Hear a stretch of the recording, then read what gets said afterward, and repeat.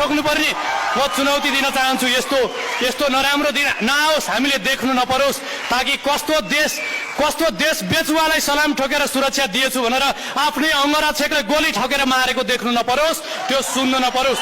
हामी गाली पनि गर्दैनौँ र हामी सबैले एकबद्ध भएर उहाँहरूलाई भनौँ, हामी आग्रह गरौँ, हामी तपाईँहरूलाई हात्तीवन गोदावरी र यो गोकर्ण रिसोर्ट बराबरकै घर बनाएर दिन्छौँ, हामी पजेरो पनि दिन्छौँ, हुस्की र पकेट मनी पनि दिउँला, सपिङ पनि गरिदिउँला, छोराछोरी पनि पढाइदिउँला। कृपया सल्लाहकार भएर बस्नुहोस्, देश चलाउन सक्षम र राम्रा युवाहरूलाई दिनुहोस्।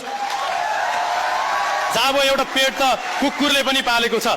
त्यस कारणले गर्दाखेरि हामीलाई परालको त्यान र ढोडको लौरो जस्तो खुट्टा भएको नेतृत्व चाहिएको होइन, चट्टान र पत्थर जस्तो, त्यो पनि रुबी पन्ना क्वार्ज र मिनरलहरू जस्तो बहुमूल्य दृढ इमानदार कर्तव्यनिष्ठ भिजनरी देशभक्त नेता चाहिएको छ।